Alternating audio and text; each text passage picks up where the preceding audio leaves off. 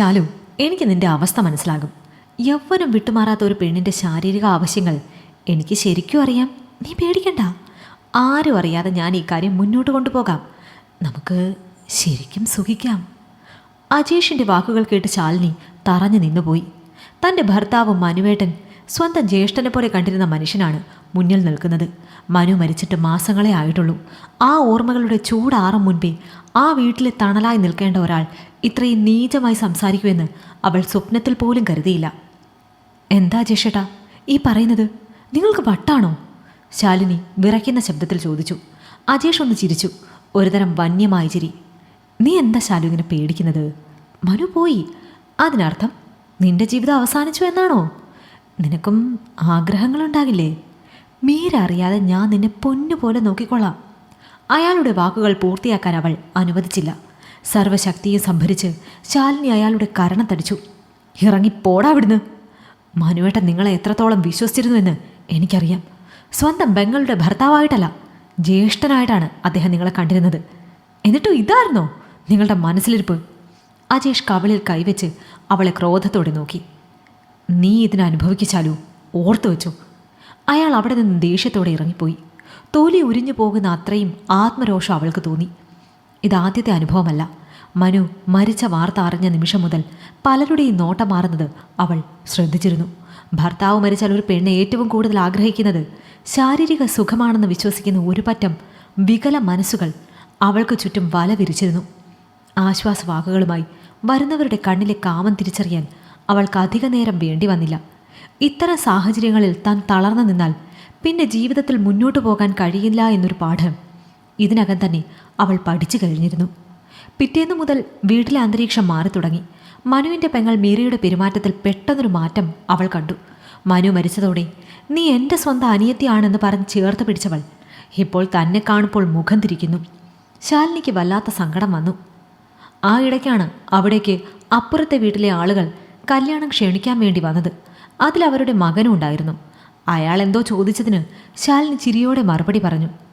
അവർ അങ്ങ് പോയത് മീര ദേഷ്യത്തോടെ അവളുടെ അരികിലേക്ക് വന്നു. ഇവിടുത്തെ എല്ലാ ആണുങ്ങളെയും ചിരിച്ച് മയക്കാൻ നീ കരാറെടുത്തിട്ടുണ്ടോടി എന്ന് മീര ചോദിച്ചപ്പോൾ ശ്വാസം പോലും എടുക്കാൻ മറന്നു അവൾ നിന്നു. എന്തൊക്കെയാ ചോദിക്കുന്നത്? നിറഞ്ഞ കണ്ണുകളോടെ ശാലിനി ചോദിച്ചു. പറയാൻ ഇത്രനാൾ ഞാൻ നിന്നോടൊന്നും ചോദിക്കാതിരുന്നത്. സ്വന്തം ഭർത്താവ് മരിച്ചപ്പോൾ നീ എൻ്റെ അതേ ചേട്ടനെ വല വീശി പിടിക്കാൻ നോക്കിയല്ലേടി? അദ്ദേഹം ഒരു മാന്യനായതുകൊണ്ട് തൽക്കാലം രക്ഷപ്പെട്ടു. വേറെ വല്ലവരും ആയിരുന്നെങ്കിൽ അവസരം മുതലാക്കി. ചേച്ചി മതി. ശാലിനി ചങ്ക് തകർന്ന് പറഞ്ഞപ്പോൾ അവൾ ആകെ തകർന്നുപോയി. അജേഷ് ഇത്ര വേഗം കളി മാറ്റുമെന്ന് അവൾ കരുതിയില്ല. വീട്ടിലെ മുതിർന്നവരും അയൽപ്പക്കക്കാരും അവളെ കുറ്റപ്പെടുത്തുന്ന നോട്ടത്തോടെ നോക്കാൻ തുടങ്ങി. ഒരു വിധവയായ അവൾക്ക് ആരും പിന്തുണ നൽകിയില്ല. അവൾക്ക് അടക്കോ ഒതുക്കോ ഇല്ലാത്തതുകൊണ്ടല്ലേ അയാൾ അങ്ങനെ പറഞ്ഞത് എന്നായി നാട്ടിലെ സംസാരം. ദിവസങ്ങൾ കടന്നുപോയി. പരിഹാസങ്ങളും കുത്തുവാക്കുകളും സഹിക്കാതെ ശാലിനി ഒരു തീരുമാനമെടുത്തു. അവൾ എല്ലാവരെയും ഹാളിലേക്ക് വിളിച്ചു. മീരയും അജേഷും മനുവിൻ്റെ അച്ഛനും അമ്മയും അവിടെ ഉണ്ടായിരുന്നു. എല്ലാവരും എന്നെ തെറ്റുകാരിയായി കണ്ടു കഴിഞ്ഞു അല്ലേ? ശാലിനി ശാന്തമായി ചോദിച്ചു.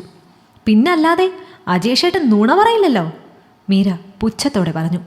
ശാലിനി തൻ്റെ ഫോണെടുത്ത് ഒരു ഓഡിയോ ഫയൽ പ്ലേ ചെയ്തു. അജേഷ് അന്ന് ശാലിനിയോട് പറഞ്ഞ ഓരോ വാക്കും അതിൽ വ്യക്തമായിരുന്നു. നീ പേടിക്കണ്ട, ആരും അറിയാതെ ഞാൻ ഈ കാര്യം മുന്നോട്ട് കൊണ്ടുപോകാം. നമുക്ക് ശരിക്കും സുഖിക്കാം. അജേഷിൻ്റെ ശബ്ദം ആ മുറിയിൽ മുഴങ്ങി കേട്ടു. അജേഷിൻ്റെ മുഖം വിളറി വെളുത്തു. അജേഷിൻ്റെ തന്നോടുള്ള സമീപനം ശരിയല്ല എന്ന് തോന്നി തുടങ്ങിയത് മുതൽ ശാലിനി ജാഗരൂകയായിരുന്നു. ശാലിനി അന്ന് അയാൾ വരുന്നത് കണ്ടപ്പോൾ തന്നെ ഫോണിൽ റെക്കോർഡർ ഓൺ ചെയ്തു വെച്ചിരുന്നു. സത്യം പുറത്തു വന്നപ്പോൾ മീരയും വീട്ടുകാരും തരിച്ചുപോയി. അജേഷിന് തല ഉയർത്താൻ കഴിഞ്ഞില്ല. മനുവേട്ടൻ മരിച്ചപ്പോൾ എനിക്ക് കൂട്ടിനുണ്ടാകുമെന്ന് കരുതിയവരാണ് എന്നെ വേട്ടയാടാൻ നോക്കിയത്. ഭർത്താവില്ലാത്ത പെണ്ണ് അവൾക്കിനി കിട്ടാത്ത സെക്സിനാണ് ഏറ്റവും കൂടുതൽ പ്രാധാന്യം കൊടുക്കുന്നത് എന്ന് കരുതുന്ന നിങ്ങളുടെ കൂടെ ഇനി എനിക്ക് നിൽക്കാൻ കഴിയില്ല. ഒരായുസ് മുഴുവൻ ജീവിക്കാൻ എനിക്ക് അദ്ദേഹം തന്ന ഓർമ്മകളുണ്ട്. അതിങ്ങനെ നെഞ്ചിൽ നിറഞ്ഞു നിൽക്കുമ്പോൾ ഒരുത്തൻ്റെയും നേരെ നോക്കാൻ പോലും ഒരു പെണ്ണിനും തോന്നില്ല. അല്ല, ആരെയാ ഞാൻ ഈ പറഞ്ഞ് മനസ്സിലാക്കാൻ ശ്രമിക്കുന്നത്? ഇതിലും ഭേദം പോത്തിനോട് വേദം ഓതുന്നതാണ്, ശാലിനി ഉറച്ച ശബ്ദത്തിൽ പറഞ്ഞു. അവൾ അകത്തു പോയി തൻ്റെ ബാഗും കുഞ്ഞിനെയും എടുത്ത് പുറത്തു വന്നു. ശാലിനി മോളെ, ക്ഷമിക്ക്, ഞങ്ങൾക്ക് തെറ്റുപറ്റി. മനുവിൻ്റെ അച്ഛൻ തടയാൻ നോക്കി. ഇല്ല അച്ഛാ, ഇവിടെ എന്നെ വിശ്വാസമില്ലാത്ത ഒരിടത്ത് എനിക്ക് നിൽക്കാൻ കഴിയില്ല. എനിക്ക് ജീവിക്കാൻ ഒരാളുടെ സഹായം വേണ്ട. ശാലിനി പടിയിറങ്ങുമ്പോൾ അവളുടെ ഉള്ളിൽ ഭയമായിരുന്നില്ല, മറിച്ച് ഒരുതരം മരവിപ്പായിരുന്നു. താൻ ജീവശ്വാസം പോലെ സ്നേഹിച്ച മനുവേട്ടൻ്റെ വീട്, അവിടുത്തെ ഓർമ്മകൾ എല്ലാം ഒരു നിമിഷം കൊണ്ട് അന്യമായിരിക്കുന്നു. പുറത്ത് ഇരുട്ട് പടർന്നിരിക്കുന്നു. ഉറങ്ങിക്കിടക്കുന്ന മകളെയും ചേർത്ത് പിടിച്ച് അവൾ ആ തെരുവിലൂടെ നടന്നു. ആരും തുണക്കില്ലെന്നുറപ്പായ നിമിഷം മുതൽ അവളിലെ അതിജീവനത്തിൻ്റെ കരുത്ത് ഉണരുകയായിരുന്നു. സ്വന്തം വീട്ടിലെത്തിയ ശാലിനിയെ സ്വീകരിച്ചത് അച്ഛൻ്റെ ദയനീയമായ നോട്ടവും അമ്മയുടെ കണ്ണുനീരുമായിരുന്നു. മോളെ, നീ അവിടെ തന്നെ അഡ്ജസ്റ്റ് ചെയ്യണമായിരുന്നു. ഒരു വിധവയായ പെണ്ണ് ഇങ്ങനെ ഇറങ്ങിപ്പോന്ന നാട്ടുകാരെന്തു പറയും? അമ്മയുടെ വാക്കുകൾ ശാലിനിയെ മുറിവേൽപ്പിച്ചു. അമ്മേ, മാനം വിറ്റും സഹിച്ചും കഴിയുന്നതല്ല ജീവിതം. മനുവേട്ടൻ മരിച്ചപ്പോൾ എൻ്റെ ആത്മാഭിമാനം മരിച്ചിട്ടില്ല. അവിടെ നിന്നാൽ ഞാൻ ഇനിയും അപമാനിക്കപ്പെടും. എനിക്കെൻ്റെ മകളെ വളർത്തണം. അവൾക്കൊരു മാതൃകയാവണം. പിറ്റേ ദിവസം മുതൽ അവൾ തൻ്റെ പഴയ തയ്യൽ മെഷീൻ പൊടി തട്ടിയെടുത്തു. പണ്ട് വിനോദത്തിനായി ചെയ്തിരുന്ന തയ്യൽ ഇന്ന് അവളുടെ ഉപജീവന മാർഗമായി മാറി. ആദ്യമൊക്കെ നാട്ടുകാർ അവളെ പരിഹസിച്ചു. ഭർത്താവിൻ്റെ വീട്ടിൽ അടങ്ങിയിരിക്കാൻ വയ്യാത്തവളിതാ തയ്യൽക്കാരിയായിരിക്കുന്നു എന്ന് പലരും പിന്നിൽ നിന്ന് പറഞ്ഞു. എന്നാൽ ശാലിനി ഇതൊന്നും ചെവിക്കൊണ്ടില്ല. അവളുടെ ഡിസൈനുകളിൽ ഒരു പുതുമയുണ്ടായിരുന്നു. ഓരോ തുന്നലിലും അവളുടെ ആത്മവിശ്വാസം ഇഴചേർന്നിരുന്നു. അതിനിടെ അജേഷ് വെറുതെ ഇരുന്നില്ല. ഗ്രാമത്തിലെ ക്ലബ്ബുകളിലും ചായക്കടകളിലും ശാലിനിയെക്കുറിച്ച് മോശമായ കഥകൾ അയാൾ പ്രചരിപ്പിച്ചു. എന്നാൽ ശാലിനി ഒരിക്കൽ പോലും അയാളോട് പ്രതികരിക്കാൻ പോയില്ല. മൗനം ഏറ്റവും വലിയ മറുപടിയാണെന്ന് അവൾക്കറിയാമായിരുന്നു. ഒരു ചെറിയ മുറിയിൽ നിന്ന് തുടങ്ങിയ തയ്യൽ ജോലി പതുക്കെ ഒരു ബൊട്ടിക്കായി വളർന്നു.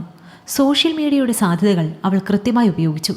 മനുവിൻ്റെ ഇൻഷുറൻസ് തുക അവൾ അതുവരെ തൊട്ടിരുന്നില്ല. ആ തുക കൂടി ഉപയോഗിച്ച് അവൾ ഗ്രാമത്തിലെ വിധവകളായ 5 സ്ത്രീകൾക്ക് തൊഴിൽ നൽകിക്കൊണ്ട് ഒരു യൂണിറ്റ് ആരംഭിച്ചു. 1 വർഷം കഴിഞ്ഞു. ശാലിനിയുടെ സംരംഭം മനു ഡിസൈൻസ് എന്ന പേരിൽ പ്രശസ്തമായി.